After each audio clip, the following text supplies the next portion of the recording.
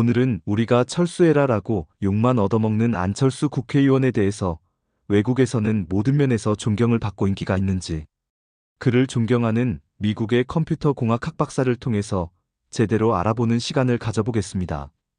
구독 알림 설정 한번 눌러주시면 우리가 몰랐던, 우리가 잊었던 멋진 인간 안철수를 알아보러 출발하겠습니다.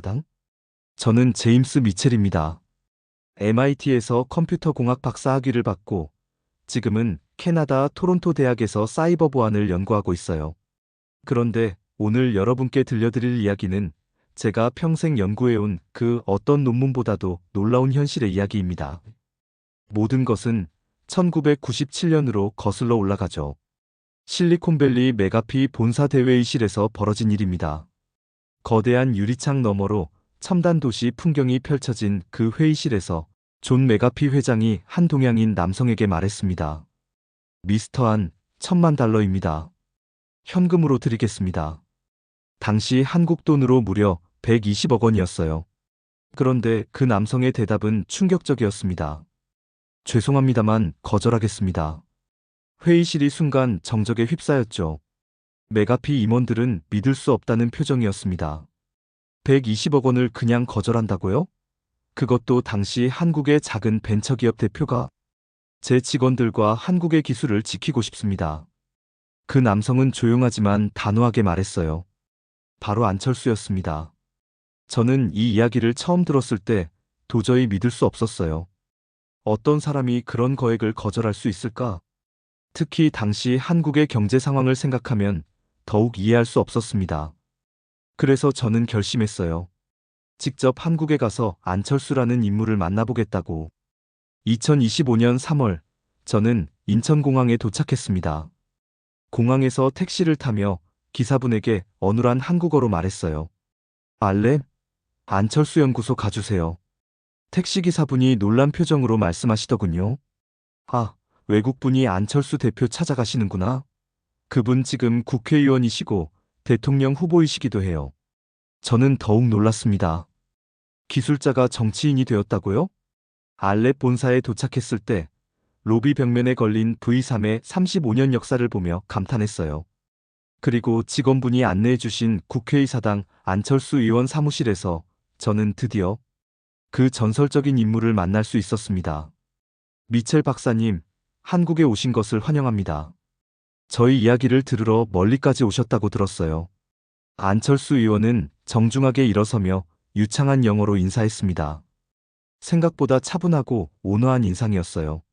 저는 사실 기술 기업가를 만나러 온 줄 알았는데 대통령 후보라니요? 인생에는 여러 장이 있지 않겠어요? 커피 한 잔 하시겠습니까? 처음부터 차근차근 말씀드릴게요. 커피를 마시며 앉자 저는 그 유명한 질문을 던졌습니다. 1997년 메가피에서 $10,000를 거절하신 이야기. 왜 그런 결정을 내리셨나요? 안철수 의원은 잠시 생각하더니 말했어요. 그것이 사실 모든 것이 바뀌기 시작한 순간이었죠. 하지만 그 순간을 이해하려면 1988년 어느 밤부터 이야기해야 할 것 같습니다. 그리고 안철수 의원은 자신의 이야기를 시작했습니다. 1962년 2월 26일, 저는 부산 진구 범천동에서 태어났어요. 아버지 안영모 선생님은 의사셨는데 정말 특별한 분이셨습니다.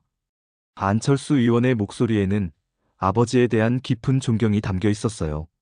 아버지는 1963년 범천동 판자촌에 범천 의원을 개원하셨어요. 당시만 해도 그곳은 가난한 사람들이 모여 사는 곳이었죠. 아버지는 50여 년간 그곳에서 가난한 주민들을 위해 의료봉사를 하셨습니다. 다른 병원 절반 수준의 진료비를 받으시면서요. 부산의 슈바이처라고 불리셨다고 하던데요. 네, 맞습니다. 진료비를 걱정하는 주민들에게는 오히려 접수보다 진료를 먼저 봐주셨어요. 섬유 산업이 발달한 부산에서 기계 때문에 손가락을 잘린 수많은 직공들의 접합수술을 밤늦게까지 하시곤 했죠.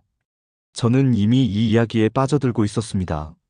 이런 가정 환경에서 자란 사람이라면 120억을 거절할 수도 있겠다는 생각이 들었어요. 저는 어릴 때부터 과학자를 꿈꿨어요. 학창 시절에는 60명 중 30등을 할 정도로 평범했지만 독서를 정말 좋아했습니다. 안철수 의원의 눈에 어린 시절 추억이 떠올랐어요. 부산 동성국민학교 다닐 때였는데 학교 도서관의 책을 매일 몇 권씩 읽었어요. 결국 도서관에 있는 책을 거의 다 읽게 됐죠. 도서관 사서 선생님이 매일 몇 권씩 대출과 반납을 하는 저를 보고 장난친다고 생각하셔서 책 대출을 거부하실 정도였어요. 정말 대단한 독서량이네요. 어머니는 저에게 항상 존댓말을 쓰셨어요. 고등학교 때 등교 시간에 늦어 택시를 타야 했는데 어머니가 택시를 잡아주시며 잘 다녀오세요라고 하셨죠. 택시기사분이 형수님인가요? 라고 물을 정도였어요. 이런 가정교육을 받고 자란 안철수, 그가 어떻게 의대생이 되어 컴퓨터 바이러스와 만나게 되었을까요? 1980년대 초, 저는 서울대 의과대학에 진학했어요. 그런데 1988년 5월 어느 날, 제 인생을 바꾼 순간이 찾아왔습니다. 안철수 의원의 목소리가 조금 높아졌어요. 분명 중요한 순간이었나 봅니다. 세운상가를 지나가다가 영어로 된 컴퓨터 잡지를 봤어요. 그런데 컴퓨터 바이러스라는 영어 글자가 눈에 확 들어왔습니다. 당시 세계 최초의 PC용 바이러스로 알려진 브레인 바이러스에 대한 기사였어요. 그때 처음 컴퓨터 바이러스라는 개념을 알게 되신 건가요? 그렇습니다. 집에 돌아가서 제 컴퓨터를 확인해 봤는데 정말로 브레인 바이러스에 감염되어 있었어요. 의대생이었던 저는 자연스럽게 생각했죠. 의학에서 바이러스가 있으면 백신이 있듯이 컴퓨터 바이러스에도 백신이 있을 것이라고. 그래서 직접 만드신 건가요? 네. 바이러스가 감염된 과정을 반대로 하면 치료할 수 있겠다고 생각했어요. 며칠 밤을 새워 분석한 끝에 1988년 6월 10일 백신이라는 이름의 안티바이러스 프로그램을 만들어 치료에 성공했습니다. 이것이 V3의 최초 버전인 V1이었어요. 저는 소름이 돋았습니다. 의대생이 만든 세계 최초급 백신 프로그램이라니. 친구들에게 이야기해봤는데 아무도 컴퓨터 바이러스 개념을 이해하지 못했어요. 그런데 어떤 친구 컴퓨터에도 브레인 바이러스가 감염된 것을 발견하고 치료해 주었죠. 그때부터 무료로 배포하기 시작하신 건가요? 맞습니다. 제가 만든 백신이 누군가에게 도움이 될 것이라 생각했어요. 그래서 당시 소프트웨어 개발자들의 등용문이었던 마이크로소프트웨어에 알려줬습니다. 안철수 의원은 그때의 순수했던 마음을 회상하며 미소 지었어요. 그 뒤로 바이러스가 나올 때마다 혼자서 백신을 만들어 무료로 배포했어요. LBC, 예루살렘 바이러스 등 악명 높은 바이러스들을 치료하는 V 플러스 등을 차례로 발표했죠. 낮에는 의사, 밤에는 백신 제작자였던 거네요? 정확합니다. 7년간 이중 생활을 했어요. 다른 사람들에게 받은 만큼 나도 역할을 해야겠다는 생각이었습니다. 매일 새벽 3시에 일어나 6시까지 백신을 제작하고 의대에 가서는 박사과정으로 생활했어요. 이 대목에서 저는 안철수라는 인물의 특별함을 느꼈습니다. 자신의 시간과 노력을 아낌없이 사회에 기여하는 마음, 그것이 나중에 120억을 거절하게 만든 원동력이었을 거예요. 당시 한국에는 안철수를 제외하고 바이러스 백신을 만들 사람이 한 명도 없었어요. 돈벌이가 되지 않았기 때문이었죠. 모든 백신을 무료로 배포하고 있었으니까요. 그런데 1991년 더욱 극적인 순간이 다가왔습니다. 안철수 의원의 이야기는 1991년 그 유명한 순간으로 이어졌습니다. 미켈란젤로 바이러스가 전 세계적으로 큰 위협이 되고 있었어요. 이 바이러스는 특히 3월 6일 미켈란젤로의 생일에 활성화되어 하드디스크를 파괴하는 악성 바이러스였습니다. 당시 한국 상황은 어땠나요? 한국에도 이미 유입되어 있었어요. 그런데 문제는 제가 곧 군대에 가야 한다는 것이었죠. 3개월 동안 한국에는 이 바이러스를 막을 사람이 아무도 없게 되는 거예요. 안철수 의원의 표정에 당시의 책임감이 고스란히 드러났어요. 그래서 어떤 결심을 하셨나요? 3개월 동안 대한민국이 무방비 상태가 되는 것을 그냥 둘 수 없었습니다. 그래서 입대 당일까지 V3을 완성하기로 결심했어요. 입대 당일에 작업을 하셨다고요? 네. 1991년 2월 6일, 바로 입대하는 그날까지 밤을 새워서 작업했어요. 미켈란젤로 바이러스에 대응할 수 있는 새로운 백신을 만들어야 했거든요. 안철수 의원의 목소리에 당시의 절박함이 묻어났어요. 가족들에게는 뭐라고 하셨나요? 그게 정신없이 작업하느라 가족들에게 제대로 인사도 못했어요. 새벽까지 코딩을 하고 아침에 PC통신으로 V3를 업로드한 후 바로 입대했죠. PC통신으로 배포하신 거군요? 네. 당시에는 인터넷이 없었으니까 PC통신이 유일한 방법이었어요. 새벽에 업로드를 완료하고 바로 부대로 향했습니다. 그때 V3라는 이름을 붙이신 건가요? 맞아요. 백신 3, 즉 세 번째 백신이라는 뜻이었습니다. 이전에 V1, V2를 거쳐 더욱 발전된 형태였죠. 입대 후에는 어떤 기분이셨나요? 훈련소 내무반에서 다른 동기들이 입대 전날 가족들과의 이별 이야기를 하는데 그제야 깨달았어요. 아, 내가 가족들한테 제대로 인사도 못하고 나왔구나 라고요. 저는 이 이야기를 들으며 웃음이 나왔지만 동시에 감동받았어요. 개인적인 감정보다 사회적 책임을 우선시한 모습이었거든요. 가족들 반응은 어떠셨나요?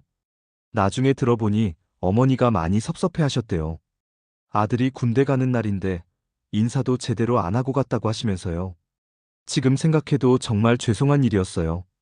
하지만 결과적으로는 대한민국을 구한 거 아닌가요? 다행히 V3가 미켈란젤로 바이러스를 성공적으로 방어했어요. 3월 6일이 지나고 나서야 안심할 수 있었죠. 부대에서도 소식을 들었는데 정말 안도했어요. 군 복무 중에도 계속 걱정하셨겠네요. 매일 걱정했어요. 혹시 뭔가 문제가 생기면 어떻게 하지? 하면서요. 하지만 다행히 큰 문제 없이 잘 막혀주었어요. 그 바이러스를 만든 사람은 잡혔나요? 아니요, 끝내 잡지 못했어요. 당시에는 대부분 자기 이름을 과시하기 위해 장난으로 바이러스를 만드는 경우가 많았거든요. 정말 순진한 시대였네요. 그렇죠. 일부는 취직하기 위해 일부러 바이러스에 허점을 만들어 놓고 검거된 후 회사에 스카웃되기도 했어요. 지금과는 많이 다른 시대였죠. 안철수 의원은 당시의 해커 문화에 대해 설명해 주었어요. 제대 후에는 어떻게 하셨나요? 계속 백신 개발을 하면서 의사 생활도 병행했어요. 단국대학교 의과대학에서 교수로 재직하면서 학과장도 맡았습니다. 두 가지 일을 동시에 하기 힘들지 않으셨나요? 정말 힘들었어요. 의사 생활과 백신 제작을 모두 하기엔 시간이 부족했거든요. 하지만 포기할 수 없었어요. 왜 포기할 수 없으셨나요? 점점 더 많은 사람들이 도움을 요청해 왔거든요. 혼자서 개발, 테스터, 고객 지원, 기술 지원을 다 해내야 했어요. 안철수 의원의 목소리에 당시의 고충이 묻어났어요. 어떤 일들이 있었나요? 간혹 사용자가 집으로 찾아오기도 하고 한밤중에 전화로 치료 방법을 물어 밤을 새우기도 했어요. 어떤 경우는 30분 넘게 설명을 했는데 잠깐만요. 이제 컴퓨터 켤 테니 다시 설명해 주세요라고 하는 사용자도 있었죠. 저는 웃음이 나왔어요. 정말 초기 PC 시대의 풍경이었죠. 이메일은 물론 일반 종이 편지로도 문의가 들어왔어요. 그야말로 초인적인 시간이었습니다. 언제까지 그렇게 하실 수 있었을까요? 1995년까지였어요. 그때 소프트웨어 업체 관계자가 찾아와서 조언했어요. 기업을 만들라고. 저는 그 의견에 동의하여 1995년 3월 15일 창업을 하게 됩니다. 드디어 회사를 만드신 거군요. 네. 그것이 안철수 연구소였어요. 서울 서초구의 작은 사무실에서 저를 포함해 3명으로 시작했죠. 이렇게 안철수 의원의 창업 이야기로 자연스럽게 이어졌습니다. 하지만 순탄하지만은 않았던 것 같아요. 창업 초기에는 정말 힘들었어요. 안철수 의원의 표정이 조금 어두워졌습니다. 사업에 대해서 잘 모르는 상태에서 시작했기 때문에 처음 4년간은 많은 고생을 했어요. 안철수 연구소의 월급날은 매월 25일이었는데 월 초부터 직원들의 월급 걱정을 해야 하는 지경이었죠. 그렇게 어려우셨다고요? 제가 월급을 받지 않고 직원들의 월급을 줄 때도 있었어요. 정말 막막했죠. 하지만 포기할 수는 없었어요. 직원들과 함께 만들어가는 꿈이 있었거든요. 그때 김미경 교수님과 결혼하신 거죠? 네, 1995년에 결혼했어요.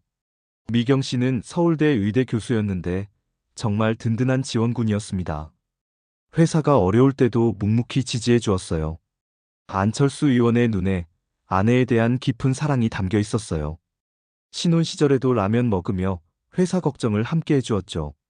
당신이 하고 싶은 일이라면 끝까지 해보라고 격려해 주었어요. 정말 좋은 분을 만나셨네요.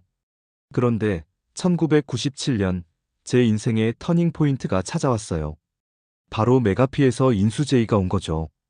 드디어 그 유명한 1997년 이야기가 시작되었습니다. 미국의 거대 백신 업체 메가피에서 1,000만 달러에 인수하겠다고 제의했어요. 당시 한국 돈으로 120억 원이었습니다. 어떤 상황에서 그런 제의가 왔나요? 당시 메가피는 전 세계적으로 사업을 확장하고 있었어요. 그런데 한국에는 안철수 연구소 때문에 진출하지 못하고 있었죠. 그래서 저희를 인수한 후 안철수 연구소를 폐기하고 미국 백신으로 한국 사업을 독점하려는 계획이었어요. 정말 노골적인 목적이었네요. 메가피 회장이 직접 발표를 하며 인수를 제안했어요. 보통 대기업이나 재벌그룹 회장 정도가 되면 직접 발표를 하는 경우는 거의 없는데 당시 인수에 대한 의욕이 얼마나 강했는지 알 수 있었죠. 그때 심정이 어떠셨나요? 솔직히 고민이 되었어요. 120억 원이라는 돈은 당시 저희에게는 천문학적인 금액이었거든요. 회사도 어려운 상황이었고 안철수 의원은 당시의 갈등을 솔직하게 털어놓았어요. 하지만 한 가지 생각이 계속 떠났어요. 만약 회사를 매각한다면 그 후에 직원들이 해고되어 실업자가 된다는 사실이었죠. 또한 한국의 백신 기술이 메가피 같은 해외 업체에 의해 장악당하는 결과를 원하지 않았어요. 그래서 거절하신 건가요? 네. 단번에 거절했어요. 그러자 메가피 회장이 이전에 자신에게 회사를 매각했던 일본인 대표에게 전화를 걸어 통화를 시켜줬어요. 어떤 내용이었나요? 일본 대표는 당시 회사가 적자 나서 힘들었으나 많은 돈을 받고 회사를 팔고 난 후 걱정도 없이 잘 지낸다며 저에게 회사를 팔라고 설득했어요. 하지만 저는 끝내 거절했습니다. 정말 대단한 결정이었어요. 그 결정에 대해서 한 번도 후회해 본 적이 없어요. 감정을 소비하는 후회는 원래 하지 않거든요. 안철수 의원의 단호한 목소리에서 그의 신념이 느껴졌어요. 미경 씨도 제 결정을 지지해 주었어요. 당신다운 선택이다라고 말해 주었죠. 부인분도 정말 대단하시네요. 그런데 정말 신기한 일이 벌어졌어요. 1999년 4월 26일 CIH 바이러스 사건이 일어나면서 적자가 나던 회사가 하루아침에 흑자로 전환된 거예요. CIH 바이러스 사건이요? 체르노빌 바이러스라고도 불리는 CIH 바이러스로 인해 30만 대가량의 컴퓨터가 파괴되어 기업과 공공기관 등에서 수천억 원의 피해가 발생했어요. 그때 안철수 연구소의 역할이 중요했겠네요. 바이러스에 대한 국민적 인식이 변화하게 되어 백신에 대한 관심도가 급증했어요. 당시 저희는 직원이 50명가량이었는데 하루 종일 전화가 걸려와 업무가 마비될 수준이었죠. 컴퓨터를 들고 찾아오는 사람들도 많았겠네요. 정말 많았어요. 사무실이 응급실 같은 분위기였어요. 그때 저는 생각했습니다. 위기가 기회였구나라고. 안철수 의원은 당시를 회상하며 미소를 지었어요. 메가피 인수를 거절한 것이 정말 잘한 결정이었다는 것을 확신하게 되었죠. 만약 그때 팔았다면 한국의 백신 기술은 지금 존재하지 않았을 거예요. 저는 이 이야기를 들으며 정말 감동받았습니다. 단기적 이익보다 장기적 비전을 택한 결과가 이렇게 멋진 결과로 이어질 수 있다니. 그 후로 회사는 어떻게 성장했나요? 2000년에는 전 직원에게 주식을 무상 분배했어요. 업계에서는 파격적인 일이었죠. 전 직원에게요? 네. 함께 어려움을 겪어온 직원들과 성공의 기쁨을 나누고 싶었어요. 당시 언론에서도 큰 화제가 되었습니다. 이런 경영 철학은 정말 놀라웠어요. 성공의 과실을 혼자 독차지하지 않고 직원들과 함께 나누다니. 2004년에는 코스닥에 상장했고 첫 현금 배당도 실시했어요. 모든 주주에게 주당 400원씩 현금 배당을 했죠. 회사가 정말 빠르게 성장했네요. 하지만 2005년 저는 또 다른 중요한 결정을 내렸어요. CEO직에서 사임하겠다고 선언한 거죠. 왜 그런 결정을 내리셨나요? 더 큰 의미를 찾고 싶었어요. 회사는 이미 훌륭한 직원들이 잘 운영할 수 있었고, 저는 새로운 도전을 해보고 싶었습니다. 안철수 의원의 눈에 새로운 꿈을 향한 열정이 보였어요. 직원들은 어떤 반응이었나요? 처음에는 모두 깜짝 놀랐어요. 사장님이 미쳤나? 라고 수근거리는 소리도 들렸죠. 하지만 저는 확신했어요. 정체되어 있으면 안 된다고. 안철수 의원은 1999년 CIH 바이러스 사건에 대해 더 자세히 들려주었습니다. 1999년 4월 26일은 정말 잊을 수 없는 날이에요. 체르노빌 원전 사고가 일어난 날과 같은 날짜였죠. 그래서 CIH 바이러스를 체르노빌 바이러스라고도 불렀어요. 어떤 바이러스였나요? 정말 악성이었어요.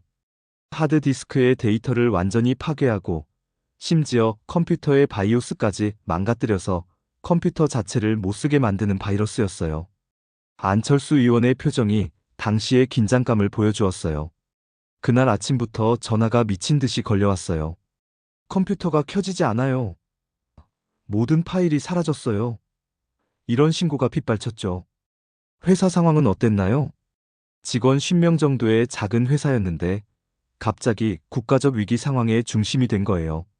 하루 종일 전화가 걸려와서 업무가 완전히 마비되었어요.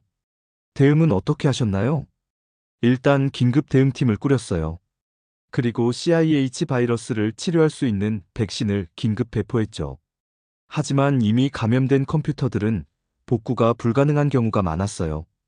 피해 규모가 어느 정도였나요?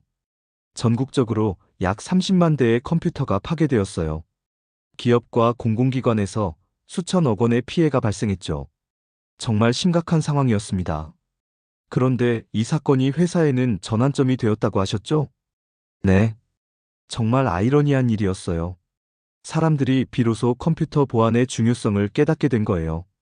그전까지는 백신이 뭐 하는 건가? 하던 사람들이 갑자기 백신이 꼭 필요하구나라고 생각하게 되었죠. 국민적 인식이 바뀐 거네요. 맞아요. 바이러스에 대한 국민적 인식이 변화하면서 백신에 대한 관심도가 급증했어요.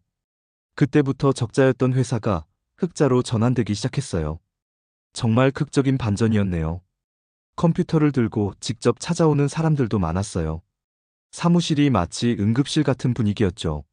모든 직원이 하루 종일 전화 받느라 정신없었어요.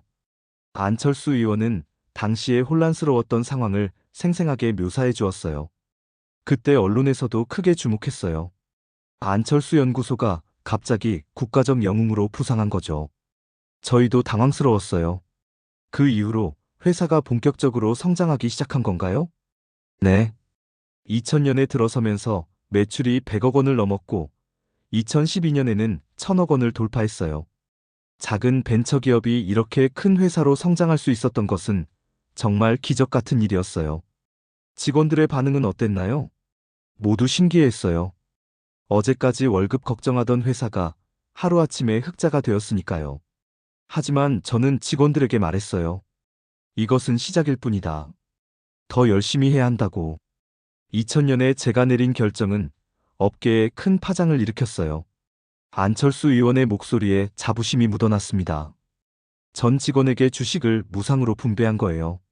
당시만 해도 이런 일은 한국에서 거의 볼 수 없었죠. 어떤 계기로 그런 결정을 내리셨나요? 함께 어려움을 겪어온 직원들과 성공의 기쁨을 나누고 싶었어요. 회사가 성공할 수 있었던 것은 저 혼자의 힘이 아니었거든요. 직원들의 반응은 어땠나요? 처음에는 믿지 못했어요. 정말 주식을 공짜로 주신다고요? 하면서 의심스러워했죠. 하지만 실제로 주식 분배가 이루어지자 모두 감격해했어요. 언론에서도 큰 화제가 되었겠네요. 네. 파격적인 경영 철학이라며 연일 보도되었어요. 다른 기업들도 관심을 보였죠.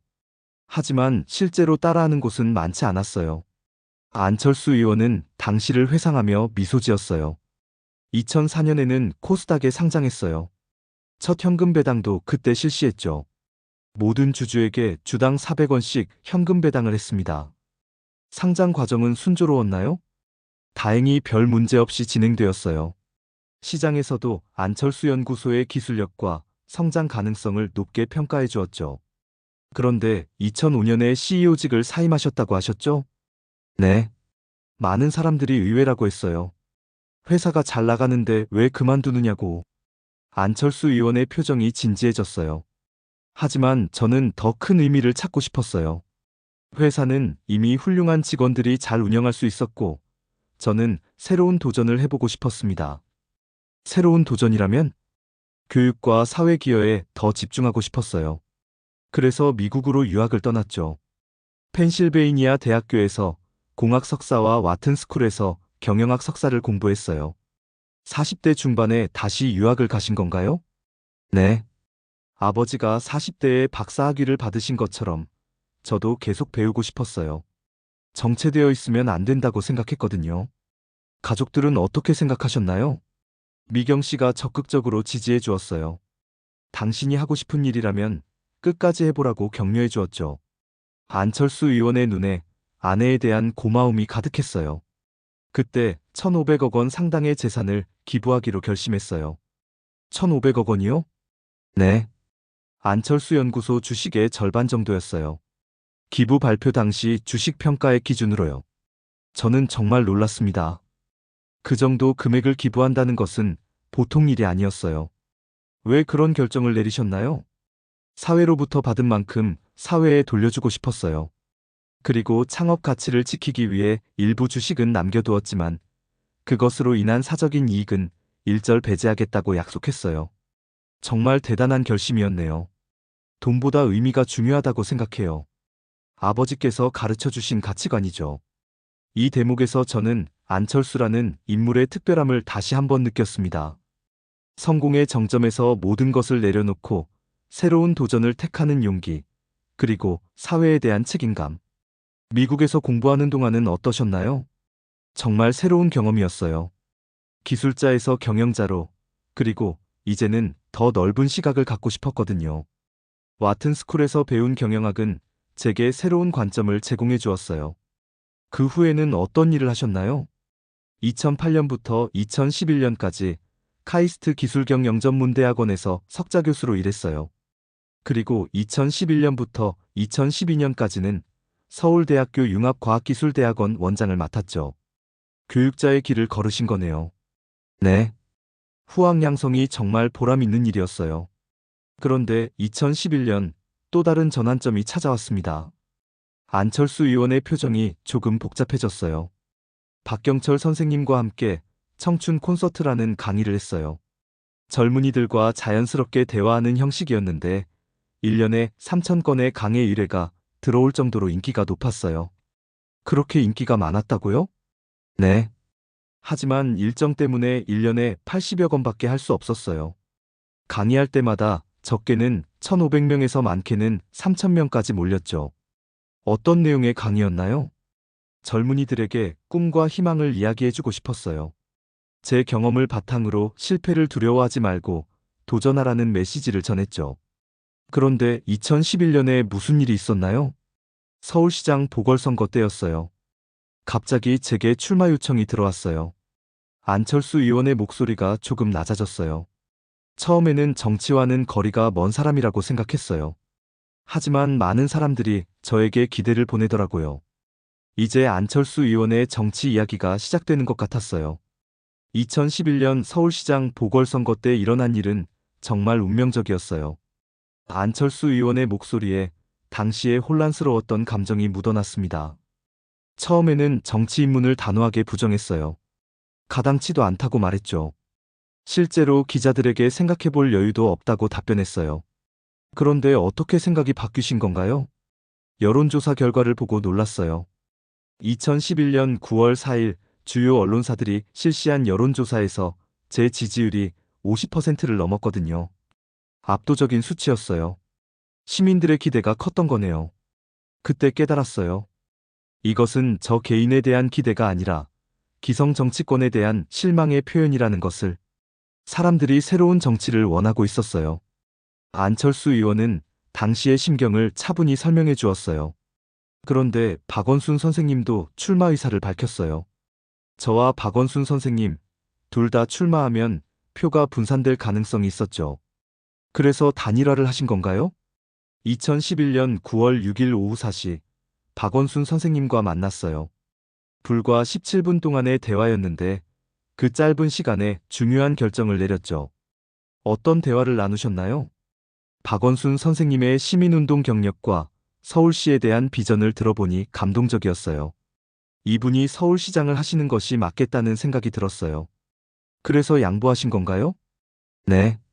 박원순 선생님의 뜻을 긍정적으로 평가한다고 발표했어요. 당시 언론에서는 단일화라고 표현했지만 사실은 제가 출마하지 않기로 한 것이었죠. 안철수 의원의 이 결정은 당시 큰 화제가 되었어요. 그런데 2012년에는 직접 대선에 출마하셨죠? 네. 2012년 9월 19일 대선 출마를 선언했어요. 많은 고민 끝에 내린 결정이었습니다. 어떤 고민이 있으셨나요? 정치라는 것이 제게는 완전히 새로운 세계였어요. 기술자로 살아온 저에게는 정말 낯선 영역이었죠. 안철수 의원의 표정에서 당시의 부담감이 느껴졌어요. 하지만 많은 사람들이 저에게 기대를 보내는 것을 느꼈어요. 특히 20-30대 젊은 층의 지지가 높았죠. 어떤 공약을 내세우셨나요? 경제 민주화와 정치 개혁을 핵심으로 했어요. 기술자 출신으로서 과학기술 발전 방안도 제시했고요. 선거 과정은 어떠셨나요? 처음 경험하는 일이라 모든 것이 새로웠어요. 유세하는 것도 토론하는 것도 다 배워가며 했죠. 그런데 안철수 의원의 표정이 조금 어두워졌어요. 그런데 야권 단일화 문제가 복잡해졌어요. 문재인 후보와의 단일화 협상이 계속 진행되었지만 쉽지 않았어요. 어떤 점이 어려우셨나요? 단일화 방식에 대한 의견이 달랐어요. 여론조사로 할 것인지, 토론으로 할 것인지, 아니면 다른 방식으로 할 것인지. 결국 어떻게 되었나요? 2012년 11월 23일 후보직을 사퇴했어요. 정권 교체를 위해 문재인 후보를 지지한다고 발표했죠.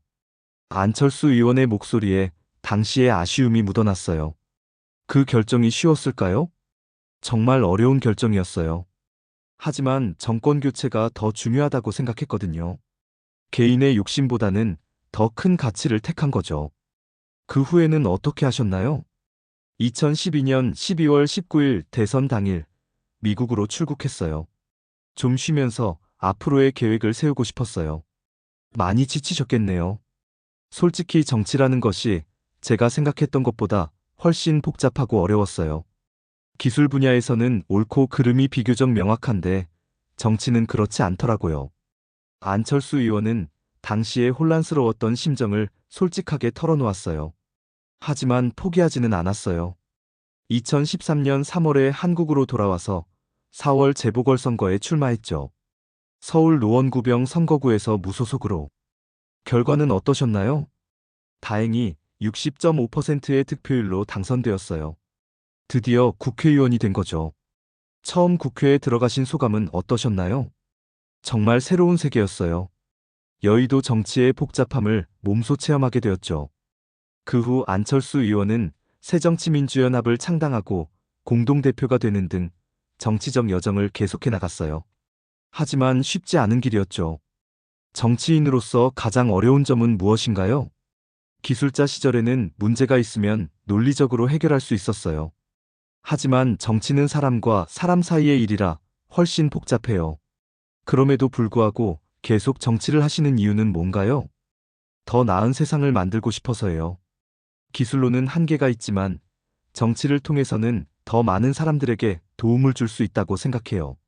안철수 의원의 이야기는 2024년 12월로 넘어갔습니다. 그 유명한 탄핵 표결의 밤 이야기였어요.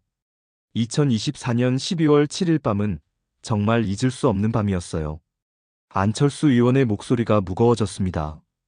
윤석열 대통령이 갑작스럽게 비상계엄을 선포했어요. 저는 그 순간 TV를 보면서 정말 충격을 받았습니다. 어떤 생각이 드셨나요? 이럴 수가 있나? 싶었어요. 21세기 대한민국에서 비상계엄이라니. 헌법을 정면으로 위반하는 행위였죠. 당시 상황을 어떻게 판단하셨나요? 명백한 헌정유린이었어요. 국회의원으로서 그리고 한 시민으로서 받아들일 수 없는 일이었습니다. 안철수 의원의 표정에 당시의 분노가 고스란히 드러났어요. 그래서 탄핵 표결에 찬성하기로 결심하셨던 건가요? 네.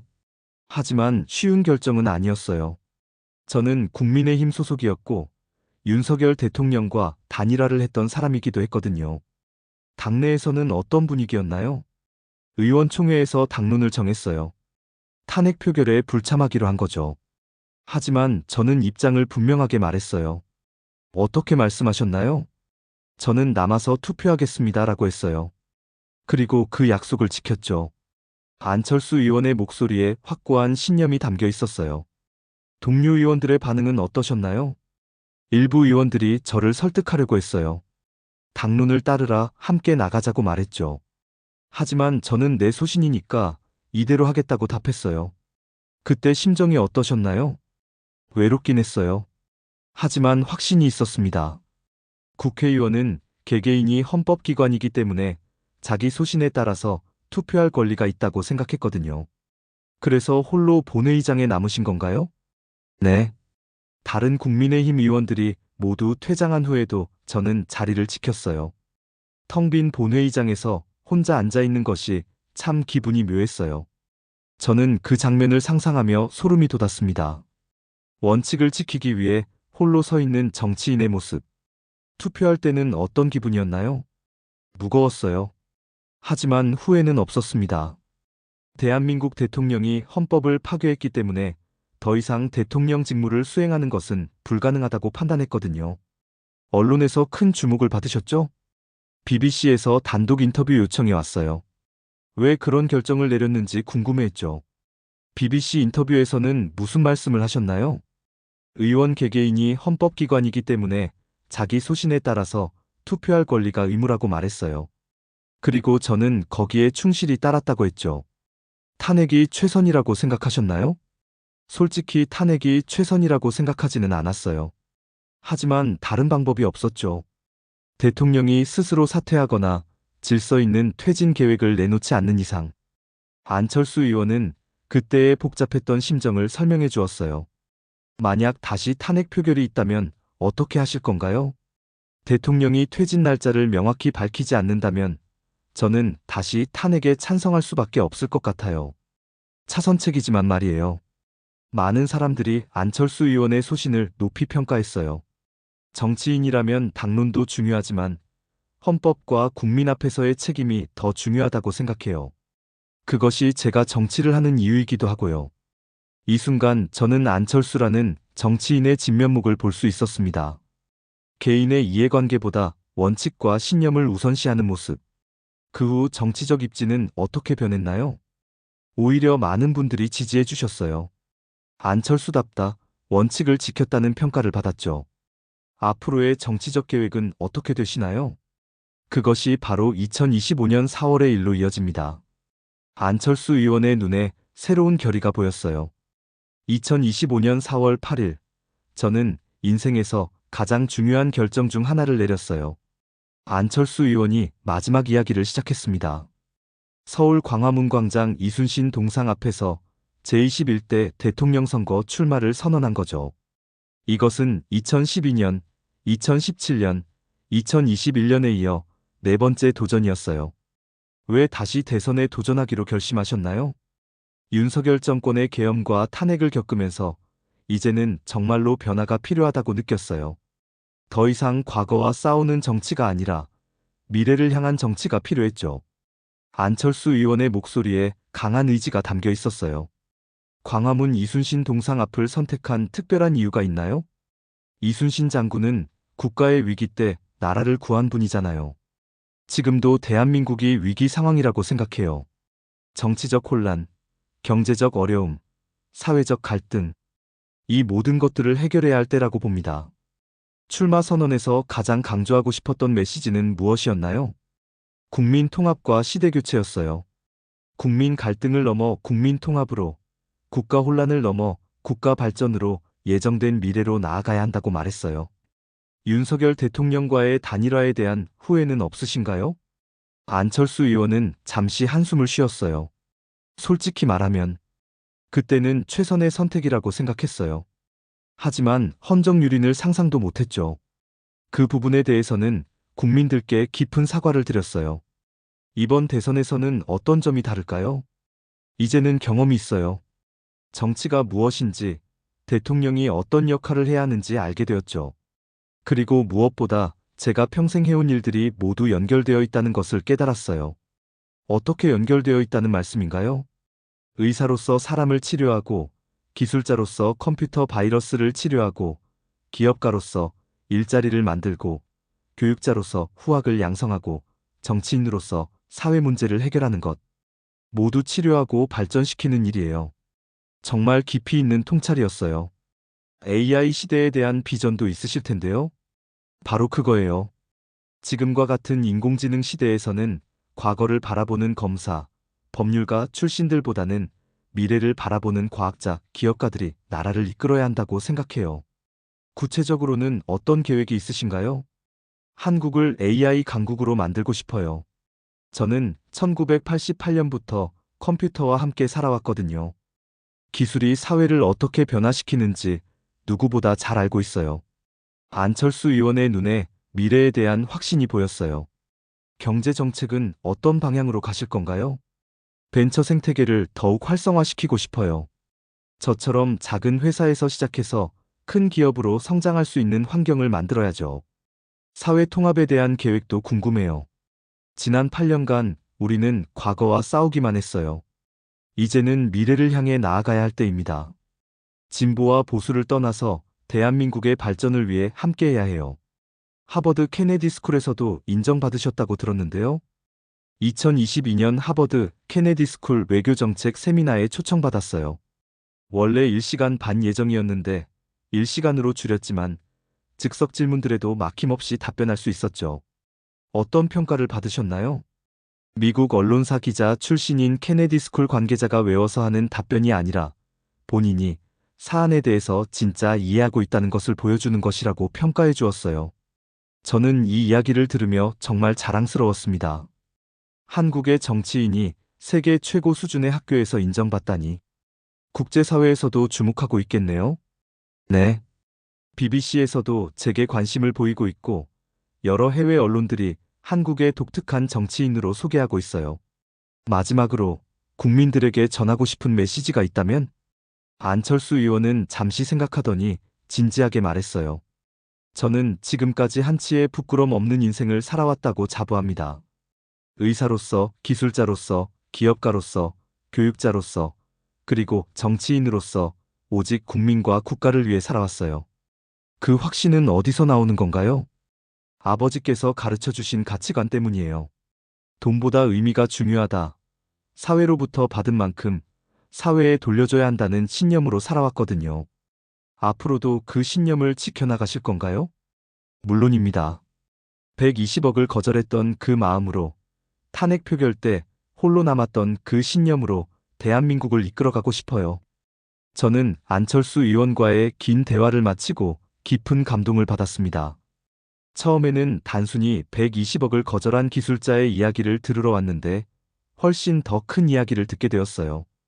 의사에서 프로그래머로, 기업가에서 정치인으로 끊임없이 변화하면서도 일관된 가치관을 지켜온 한 인간의 이야기. 개인의 이익보다 사회적 책임을 우선시하고 단기적 성과보다 장기적 비전을 추구하며 권력보다 원칙을 선택하는 리더십. 정말 영화 같은 인생이네요. 제가 마지막으로 말하자 안철수 의원이 웃으며 답했어요. 인생이 영화보다 더 극적이죠. 그런데 아직 끝나지 않았어요. 대한민국의 예정된 미래를 위해 새로운 챕터를 시작하려고 합니다. 안철수 의원과 인터뷰를 마칠 즈음 전화가 왔어요. 딸의 전화라는 말에 저는 기다렸죠. 그리고 따님은 지금 무얼 하고 있는지 인터뷰가 계속되었습니다. 그런데 정말 자랑스러운 것은 저희 딸 이야기예요. 안철수 의원의 얼굴에 아버지로서의 자부심이 가득했습니다. 딸 안설이는 지금 미국에서 과학자로 활동하고 있어요. 1989년생이니까 올해 36세죠. 어떤 분야를 연구하시나요? 물리화학 전공이에요. 펜실베이니아 대학교에서 수학과 화학을 복수 전공으로 학석사를 마치고 스탠퍼드에서 박사학위를 받았어요. 지금은 캘리포니아 대학교 데이비스에서 조교수로 재직하고 있습니다. 정말 뛰어나시네요. 2020년에는 정말 놀라운 일이 있었어요. 코로나19 바이러스의 3차원 모양을 시연하는 연구로 고든벨 특별상을 받았거든요. 고든벨상이요? 네, 슈퍼컴퓨터 학계의 노벨상이라고 불리는 상이에요. 정말 자랑스러웠죠. 안철수 의원의 목소리에 감격이 묻어났어요. 그런데 더 놀라운 건 2021년이었어요. 딸이 제1저자로 참여한 코로나19 연구 논문이 네이처 화학에 실렸어요. 코로나 바이러스가 어떻게 인체에 침투하는지를 밝혀낸 연구였죠. 어떤 내용이었나요? 바이러스 스파이크 단백질의 글리칸이 인체 세포 침투의 관문 역할을 한다는 걸 발견한 거예요. 이 발견으로 새로운 치료법 개발의 길이 열렸어요. 정말 대단한 연구네요. 그 후에도 계속 성과를 냈어요. 2021년 12월에는 딸이 속한 연구팀의 오미크론 변이 연구가 뉴욕타임스 전면 기사로 소개되었어요. 작은 물방울 속 코로나 바이러스라는 제목으로요. 저는 정말 놀랐습니다. 안철수 의원뿐만 아니라 딸까지 세계적으로 인정받는 인재라니. 따님께서 연구자의 길을 선택한 특별한 계기가 있었나요? 어릴 때부터 과학에 관심이 많았어요.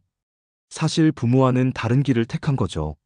저희는 의학 쪽이었는데 딸은 순수 과학 분야를 선택했어요. 가족의 영향은 없었을까요? 글쎄요. 아마 집안 분위기가 영향을 줬을 수도 있어요. 항상 공부하고 연구하는 환경이었으니까요. 하지만 딸은 완전히 독립적으로 자기 길을 개척해 나갔어요. 2020년 코로나 초기에 특별한 일화가 있었다고 들었는데요. 아, 그 이야기요. 딸이 저에게 전화해서 코로나 감염 경로를 연구해보고 싶다고 하더라고요. 저는 바로 말했어요. 지금 인류를 위해 가장 중요한 연구다라고. 정말 자랑스러웠어요. 안철수 의원의 눈에 아버지로서의 감격이 가득했어요.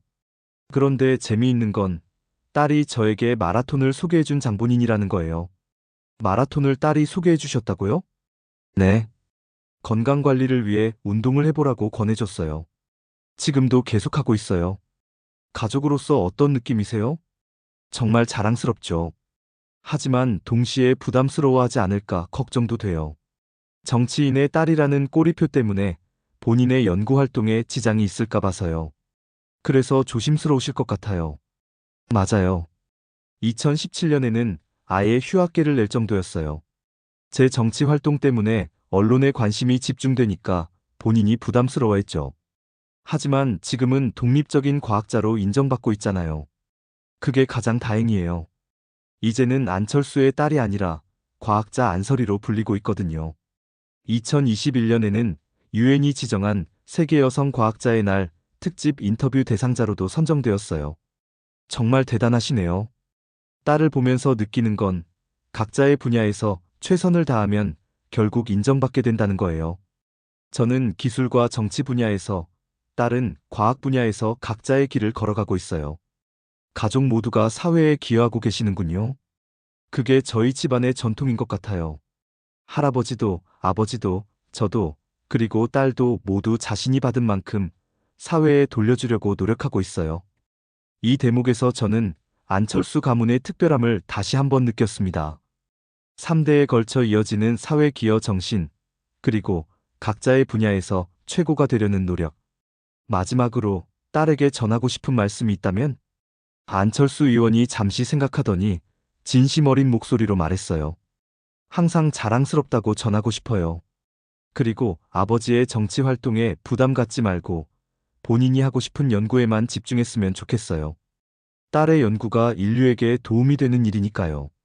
이렇게 안철수라는 인물은 개인적으로도 가족적으로도 정말 특별한 사람이었습니다. 자신뿐만 아니라 가족 모두가 각자의 분야에서 세상을 더 나은 곳으로 만들기 위해 노력하고 있다니. 저는 한국을 떠나면서 생각했습니다. 이런 사람이 한국에 있다는 것, 그리고 그가 여전히 더 나은 세상을 만들기 위해 노력하고 있다는 것이 얼마나 소중한 일인지. MIT에서 컴퓨터 공학을 공부한 저도, 토론토 대학에서 사이버 보안을 연구하는 저도 안철수 같은 삶을 살 수 있을까 하는 생각이 들었어요. 기술적 성공을 넘어서 사회적 의미를 추구하고 개인적 이익을 넘어서 공공의 선을 생각하며 현재의 안주보다 미래의 도전을 선택하는 살. 35년 전 의대생이 컴퓨터 바이러스를 발견하고 백신을 만들었던 그 순간부터 2025년 대통령 후보로 나서는 지금까지 안철수라는 인물의 여정은 한국 현대사의 살아있는 증언이었습니다.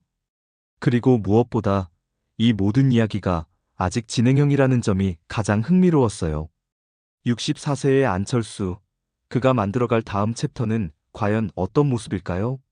분명한 것은 그가 지금까지 보여준 일관된 신념과 원칙이 앞으로도 변하지 않을 것이라는 점입니다. 세상을 더 안전하고 더 나은 곳으로 만들고자 하는 그 마음, 바로 그것이 진정한 백신맨의 정신이 아닐까 싶었습니다. 한국을 떠나는 비행기 안에서 저는 이 이야기를 꼭 세상에 알려야겠다고 다짐했습니다. 이것은 단순히 한 개인의 성공담이 아니라 진정한 리더십이 무엇인지를 보여주는 교과서 같은 이야기였으니까요. 그리고 지금 여러분께 이 이야기를 들려드리며 확신합니다.